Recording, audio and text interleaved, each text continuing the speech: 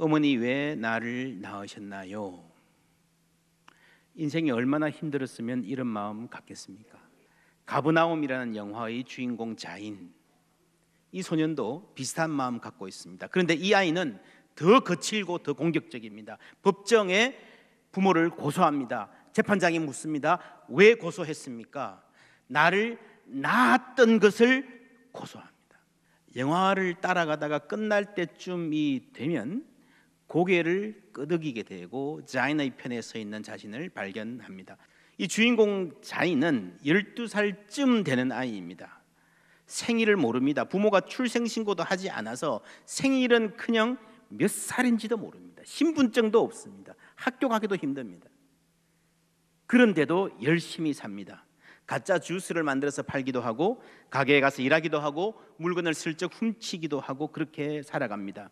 그러던 어느 날 여동생의 옷에 피가 맺혀 있는 것을 발견합니다. 아무것도 모르는 여동생을 씻게 하고 자신의 셔츠를 벗어서 임시 패드로 쓰게 줍니다. 생리가 시작된 것을 감추어야 한다는 것을 알고 있습니다. 부모가 돈 몇 푼을 받고 어린 여자아이를 결혼시킵니다. 자인과 동생 사하르는 강력하게 저항하지만 부모는 딸들을 때리면서까지 아이들을 팔아 넘깁니다. 자인은 견디지 못하고 집을 나옵니다. 그래서 살아갈 길이 막막합니다. 이 꼬마가 취직하려고 여기저기 기웃거리다가 어떤 놀이동산에 갑니다. 거기서 라힐을 만납니다. 이 라힐은 이디오피아 출신인데 레바논에 와서 사는 난민입니다. 여러분 undocumented라는 말을 아십니까? 다큐멘트가 없는, 서류가 없는 사람이라는 말입니다. 운전면허를 따고 은행 계좌 하나 만들려고 그래도 서류가 없으면 못합니다. 사람이 아니에요. 사람이 고달픕니다. 더 낮은 임금을 감당해야 되고요, 주인의 임금을 체불해도 신고도 못합니다. 그런데 이 영화에 나오는 상황은 훨씬 더 심각합니다. 라힐이 어느 집에 가정부로 일하다가 아이를 낳게 되는데 아기와 함께 추방당할까 봐 도망 나옵니다. 놀이동산에서 일하는데요, 아이가 있으면 안 되니까 아이를 가방에 넣어가지고 숨기고 가서 화장실에 넣어놓고 중간중간에 일하다가 젖먹이고 그렇게 일을 합니다. 소년 자인이 이 라힐을 만나서 이 집에 갑니다. 오랜만에 함께 따뜻한 밥을 먹고 포근한 잠을 잡니다. 아침이 되어서 이제 라힐은 요나스를 자인에게 맡겨놓고 혼자 출근합니다. 자인은 낮 동안 최선을 다해서 아이와 재미있게 놀아줍니다. 요나스의 생일입니다. 엄마 라힐이 식당에서 다른 사람들이 먹다가 잘라 남기고 간 케이크를 싸와가지고요, 집에서 촛불을 붙여놓고 불게 하는 거예요. 요나스가 베이비니까 잘 못 보니까 자인이 옆에서 도와주어서 촛불을 끄는 장면이 나와요. 근데 영화 내내 아주 환한 표정을 보이던 자인이 이때 처음으로 환하게 웃습니다. 자신이 생일이 며칠인지는 물론이고 몇 년도에 태어난지도 모르는 아이가 처음으로 끄는 촛불, 처음으로 맛보는 생일 케이크, 그 웃음. 여러분, 이 장면에서 우리는 가족이라는 게 무엇인가 생각하게 됩니다. 여러분, 호적에 같이 이름이 올라 있으면 가족입니까? 낳았으면 부모입니까? 우리가 어떤 다른 가족의 가능성을 생각해 볼 수 있습니다. 이 자인의 웃음은 가족의 탄생을 알리는 사인과도 같습니다. 자인에게 처음으로 행복한, 아늑한 가족이 생긴 듯 했습니다. 함께 웃고 함께 먹고 서로 위해주는 가족입니다. 혈연은 아니지만. 그런데 그 행복이 오래가지 못합니다. 라힐이 밖에 나갔다가 경찰에게 체포되어서 수갑을 차고 감옥에 갇히게 되었습니다. 난민이라는 이유로. 아무리 기다려도 라힐이 오지 않자 자인은 엄마를 대신해서 아기 요나스를 돌보기 위해서 애를 씁니다. 감옥에 갇힌 라힐은 아기에게 젖을 먹으니까 젖이 부어오르고 차오릅니다. 그 젖을, 넘치는 젖을 손으로 짜내면서 울고 또 웁니다. 이쪽에서는 아이가 배고파서 울고 자인은 아기를 먹으려고 애를 쓰지만 자인이 구해온 이 싸구려 우유를 아기는 입에 대지 않습니다. 여기서는 젖이 차올라서 넘쳐서 고통당하고 저기서는 배가 고파서 웁니다. 어쩌면 이 장면이 오늘날의 세계를 말해주는, 보여주는 하나의 유비일 수 있습니다. 여러분, 가버나움이라는 영화 제목이 나온 이유는 이렇습니다. 가버나움은 예수님의 갈릴리 사역의 중심지였습니다. 베드로, 안드레 많은 제자들을 부르신 곳입니다. 여러분, 친구 4명이 중풍병자 데리고 와서 달아내린 그 사건도 가버나움이거든요. 성경에 많은 이야기가 가버나움에서 일어났습니다. 그런데 그 가버나움, 그 도시가 믿지 않았음에, 다가오는 하나님의 사랑에 냉담했음에 예수님이 저주를 선포하신 일이 있습니다. 마태복음 11장에 나옵니다. 함께 읽어보겠습니다. 예수께서 권능을 가장 많이 행하신 고을들이 회개하지 아니하므로 그때에 책망하시되, 화 있을진저 고라시나 화 있을진저 베세다야, 너희에게 행한 모든 권능을 두로와 시돈에서 행하였더라면 그들이 벌써 베옷을 입고 죄에 앉아 회개하였으리라. 내가 너희에게 이르노니 심판날에 두로와 시돈이 너희보다 견디기 쉬우리라. 가버나움아, 내가 하늘에까지 높아지겠느냐? 음부에까지 낮아지리라. 내게 행한 모든 권능을 소돔에서 행하였더라면 그 성이 오늘까지 있었으리라. 아멘. 기적을 많이 베풀었고요, 은혜를 많이 받았습니다. 그런데 회개하지 않음으로, 교만함으로 예수님 하신 말씀, 소돔과 고모라를 너희가 손가락질하지만 너희가 과연 소돔과 고모라를 손가락질할 자격이 있느냐? 너희들은 훨씬 더 더하다는 말입니다. 여기에 착안해서 영화 제목을 붙였습니다. 저주받은 도시 가버나움. 그런데 베이루트가 저주받은 도시인가? 저는 그렇게 봅니다. 이러한 아이들이 세상에 있다는 사실은 오늘의 세계가 어떤 세계인가를 말해줍니다. 만약 베이루트가 저주받은 도시라면 오늘의 세계 전체가 저주받은 곳이라 말해야 할 것입니다. 누가복음 16장 말씀 다 같이 읽습니다. 자색옷과 고운 베옷을 입고 날마다 호화롭게 즐기더라. 그런데 나사로라 이름하는 한 거지가 헌데토성이로 그의 대문 앞에 버려진 채 그 부자의 상에서 떨어지는 것으로 배불리려 하매 심지어 개들이 와서 그 헌데를 핥더라. 뭐가 잘못되었습니까? 그 집 바로 앞에 비참하게 사는 사람이 있었습니다. 그런데 자기만 배불리 살았습니다. 내 배가 부르니까 세상에 아무 문제도 없는 듯이 살았습니다. 그게 문제입니다. 그 냉담함, 그 싸늘한 마음을 하나님이 벌하시는 것입니다. 우리는 어떻게 해야 됩니까? 먼저 우리가 세상의 아픔을 볼 수 있어야 됩니다. 제가 성도님들께 이 영화를 보시라 굳이 권하는 이유도 그냥 감동적인 영화 하나 감상하자는 게 아닙니다. 우리가 자주 선교 여행 가고 아이들 데리고 제3세계 가난한 나라 선교 가는 게 물론 가서 돕자라는 의미도 있지만요, 사실은 우리가 그 세계의 현실을 볼 기회를 가져야 한다는 겁니다. 이 영화를 봐도요, 라힐이 감옥에 갇혀 있는데 교회에서 위문 공연을 나옵니다. 이 철장 앞까지 사람들이 들어와서 인사하고 웃어주고 노래하고 춤추고 그럽니다. 귀한 발걸음입니다. 귀한 사역입니다. 몇몇 죄수들이 흥겨워서 춤추고 환하게 웃습니다. 그러나 모두 다 그런 것은 아닙니다. 전혀 표정이 펴지지 않고 오히려 더 구겨지고 더 쓸쓸해지는 사람이 있습니다. 라힐은 저 감옥 구석에 그냥 쪼그리고 앉아 있습니다. 그 장면을 보면서 저는 이 구절이 생각났습니다. 라마에서 슬퍼하며 크게 통곡하는 소리가 들리니 라헬이 그 자식을 위하여 애곡하는 것이라. 그가 자식이 없으므로, 함께 읽습니다. 위로받기를 거절하였도다. 위로받기를 거절하였도다. 여러분, 세상의 고난이 그만큼 깊다는 것입니다. 어떤 아픔은 누가 와서 위로해 주면 위로가 됩니다. 그러나 여러분, 그렇지 않은 아픔이 세상에 있다는 거예요.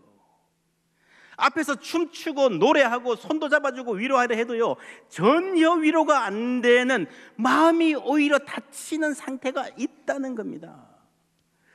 여러분, 흥겨운 노래로 신나게 노래 부르고 몇 마디 말로 위로받을 수 있다면요, 예수님 이 땅에 오실 필요 없습니다. 교회 필요 없습니다.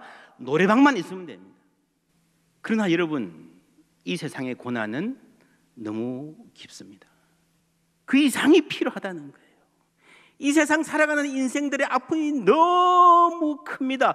그래서 예수님이 필요하고 그래서 십자가의 은혜가 필요한 거예요. 그 은혜를 아는 교회가 어떻게 해야 될까요? 어떻게 우리가 그들을 위로할 수 있을까요? 어떻게 해야 이 세상이 저주받은 세상이 아니라 희망이 있다라고 말할 수 있을까요? 자인이 아기 요나스를 데리고 라헬을 기다리는데 아무리 기다려도 안 옵니다. 집에만 있을 수 없죠. 뭘 먹어야 되니까. 아이를 돌보고 먹여야 되는데 집에 있을 수가 없으니 이 자인이 아이를 안고 길을 났습니다. 참 위태하다 싶습니다. 자기 한 몸 근사하기 힘든 세상에서 어떻게 이 꼬마가 아이를 안고 데리고 살아갈 수 있을까요? 차가 쌩쌩 지나가는 이 위험한 거리, 아이들을 속여서라도 이용해 먹이려는 어른들이 득실거리는 세상에서 무사할 수 있을까요? 참 위태하게 보입니다. 그런데 저는 영화에서 이 장면을 보는 순간에 이 영화가 해피엔딩으로 끝나겠구나 하는 생각이 들었습니다. 여러분, 제 생각엔 그래요. 감독이 이 정도로 이야기를 펼쳐놓고요, 파국으로 결말을 맺기는 쉽지 않습니다. 이 영화는 이런 구도로 정리할 수 있을 것 같습니다. 자인의 부모는 멀쩡한 몸을 가진 어른인데도 자기들 살기 힘들다고 돌볼 여력이 없다고 딸을 팔아 넘겨버립니다. 그런데 이 12살 소녀는 자신도 돌보기 힘든 상황에서 이 아기를 버려둘 수 없기 때문에 내 딸도 내 동생도 아닌 아이의 삶을 떠맡습니다. 이 말씀이 떠오릅니다.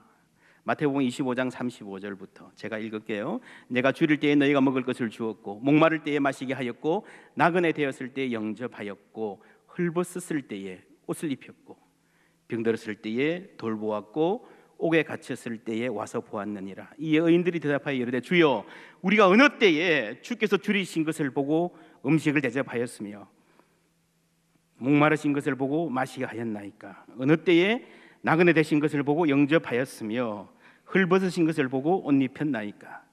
어느 때에 병드신 것이나 옥에 갇히신 것을 보고 가서 배웠나이까 하리니. 함께 읽습니다. 임금이 대답하여 이르시되 내가 진실로 너희에게 이르노니 너희가 여기 내 형제 중에 지극히 작은 자 하나에게 한 것이 곧 내게 한 것이니라 하시고. 아멘. 여러분, 지극히 작은 자에게 한 것이 나에게 한 것이다. 지극히 작은 자, 글자 그대로 이 조그만 아기, 혹은 세상에서 보잘것없는 사람, 무시하고 짓밟아도 아무 상관없을 것 같은 그런 사람, 나한테 별 도움이 안 될 것 같이 보이는 그런 사람, 집만 될 것 같은 그런 사람, 그 한 사람에게 한 것이 예수님에게 한 것이다 말씀하셨습니다. 여러분, 이 아이 하나를 예수님처럼 대한 사람들에게 예수님께서 하늘 문을 열고 영접하실 것이라 약속하셨습니다. 그렇다면 여러분, 이 자인이 이 요나스를 안고 가는, 이 아기를 안고 가는 것이 바로 예수님을 안고 가는 것이라 말할 수 있지 않을까요? 예수님을 안고 가는 거예요. 위로받기를 거절하였도다. 여러분, 세상에 어떤 말로도 위로가 되지 않는 인생의 굴곡이 있습니다. 어머님 왜 나를 낳으셨나요? 라고 할 만큼 기구한 삶도 있지만, 그래도 이런 사람, 이 아이 하나를 예수님처럼 안고 가는 사람들이 있기에 이 세상에 여전히 희망이 있고 여전히 위로가 있다 말할 수 있지 않겠습니까? 이 영화를 보면 중간중간에 이런 장면이 나옵니다. 가버나움, 하늘의 저주를 받은 땅이라는 컨셉으로 시작했기 때문에 하늘에서 이 도시가 어떻게 보일까? 하나님은 이들의 삶을 어떻게 보고 계실까 하는 질문을 계속 하게 됩니다.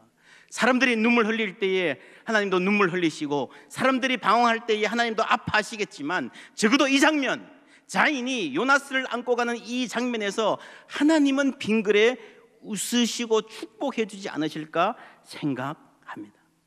결국 이 영화도 해피엔딩으로 끝납니다. 자인이 사진 찍는 장면입니다. 언제나 그랬듯이 불만이 가득한 얼굴로 서 있는 자인에게 사진 찍으시는 분이 야, 좀 웃어. 이거 장례식 사진이 아니라 신분증 사진이야 하니까 자인이 활짝 웃습니다. 신분증이라는 이 한마디, 이제야 12살 아이답게 웃습니다.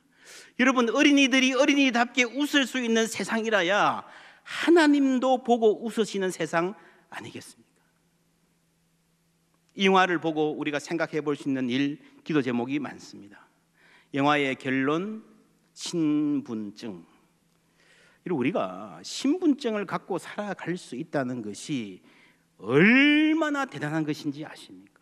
난민 문제, 가난의 문제, 아동 착취, 여성에 대한 학대를 제도적으로 막는 일 혹은 줄이는 일, 이런 일에 사회적 경각심을 키워가는 일을 교회가 해야 됩니다.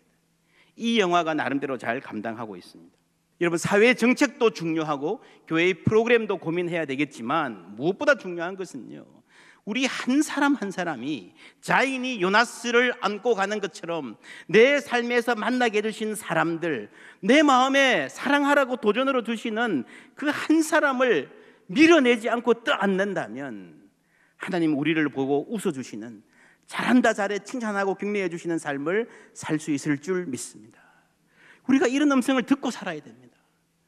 물론 쉽지 않습니다. 이 세상이 소란하기 때문입니다. 이 영화 내내 도시의 시끄러운 자동차 소음들이 들립니다. 이 영화는 일부러 소음을 넣어서 현장감을 살리고 있습니다. 우리가 사는 세상도 똑같은 현장입니다. 소음이 많아요. 우리가 하나님의 말씀에 집중하고 그대로 살려고 해도 다른 소리들이 너무 큽니다. 그 소리들이 우리의 욕망을 부추기고 우리의 불안을 부추겨서요, 바른 길 가지 못하게 하는 거예요. 그래서 우리가 이 예배의 자리에 올 때마다 하나님의 음성을 듣고 우리의 삶의 주파수를, 우리의 귀를 하나님께 맞춰야 합니다.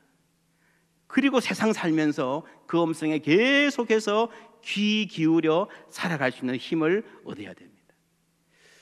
우리가 믿음으로 선택할 때에, 사랑의 삶을 살 때에 잘한다, 잘한다 격려해 주시는 주님 음성 들으며 살기를 원합니다. 하늘의 하나님 우리를 내려다보시고 빙그레 웃으시는 그 사람 때문에, 우리 때문에라도 이 땅이 저주의 땅이 아님을 보여주시는 하나님의 미소를 보며 살아갈 수 있기를 바랍니다. 여러분, 성경을 찾아보면요, 가버나움이 결코 저주의 땅만이 아닙니다.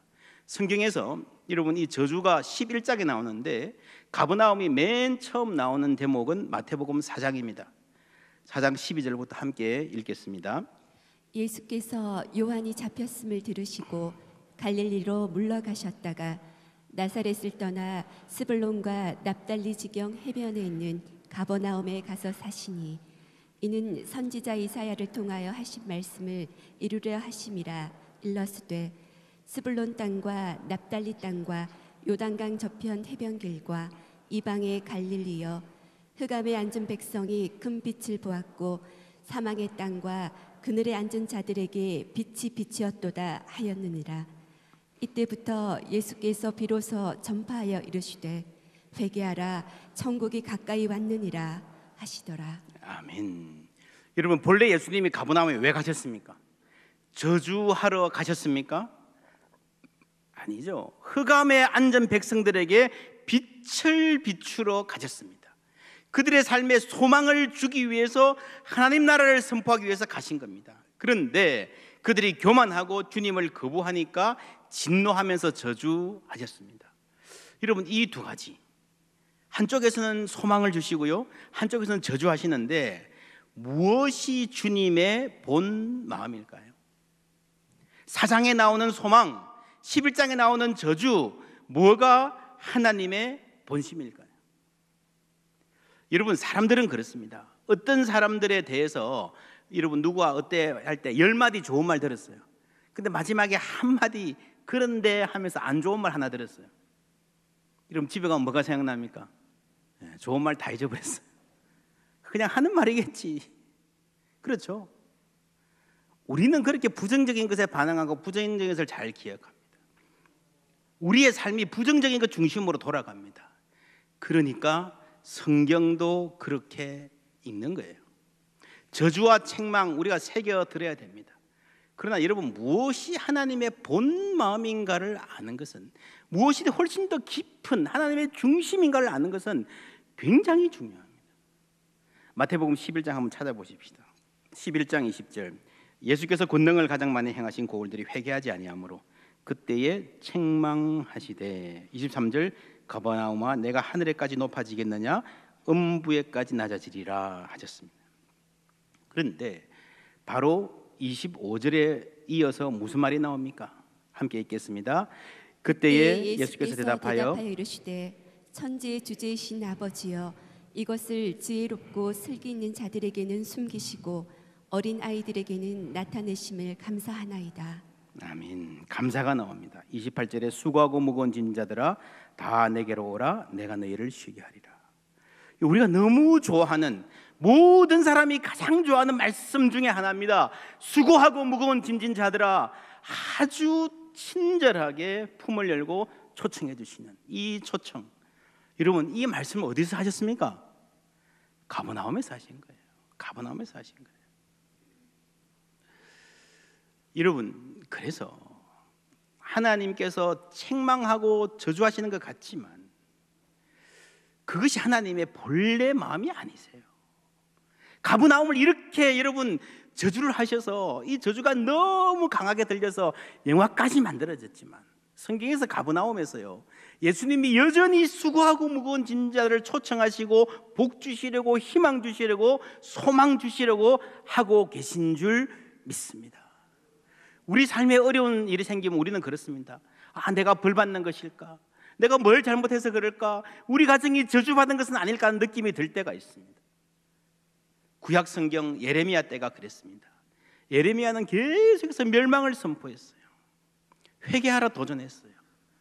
그러니까 예레미야가 전하는 하나님을 들으면서요 하나님은 늘 분노하고 벌주고 멸망시키시고 저주하는 하나님으로 사람들이 인식했습니다. 그때 하나님이 말씀하십니다. 예레미야 29장 11절 함께 읽습니다. 여호와의 말씀이니라 너희를 향한 나의 생각을 내가 아나니 평안이요 재앙이 아니니라 너희에게 미래와 희망을 주는 것이니라. 할렐루야. 여러분, 예레미야 온통 멸망과 책망과 저주로 가득 찬 것 같지만 그럼에도 불구하고 너희를 향한 나의 생각을 누가 안다고요? 내가 안다는 거예요. 너희들이 착각하지 말라는 거예요. 우리를 향한 하나님의 생각은 언제나 언제까지나 미래와 희망을 주시는 건 줄 믿습니다. 가버나움 책망하셨지만 그 책망도 평안과 위로와 소망을 주시기 위한 하나님의 방편인 줄 믿습니다. 여러분, 우리가 삶이 힘들어도요 이 하나님의 마음을 알면 살아갈 수 있습니다. 어머니 왜 나를 낳으셨나요 할 만큼 기가 막힌 삶에도 하나님은 여전히 찾아가셔서 나에게 미래가 있음을, 하나님이 희망이 되실 것임을 말씀해 주시는 줄 믿습니다. 가버나움, 저주받은 도시, 저주받은 세상, 이 영화가 주는 무거운 도전을 우리는 심각하게 받아들여야 됩니다. 그러나 여러분, 저주와 책망을 내뿜으시는 하나님의 의도 망해버려라 입니까? 이제라도 정신 차리고 똑바로 살아라 입니까? 그래서 여러분, 그 엄청난 저주를 선포하시고요 곧 이어서 사랑의 음성으로 수고하고 무거운 짐진 자들아 다 내게로 오라 말씀하시는 줄 믿습니다. 그래서 우리에게 소망이 있는 거예요. 우리 예수님의 이 엄중한 경고와 사랑의 음성을 함께 들을 수 있는 귀가 있기를 바랍니다. 하나님은 우리를 회개하라 도전하시지만, 책망하시지만 우리 미래에 소망을 주시기 위해서 멸망하지 말라고 그러시는 줄 믿습니다. 이제라도 우리 일어나서 우리의 죄악을 회개하고 깨어진 이 세상을 치유하는 길을 걷기를 원합니다. 우리 하나님 그 길에 함께 해 주실 것입니다. 하나님께서 우리를 통해서 이 세상에 희망이 있음을 보여주실 것입니다.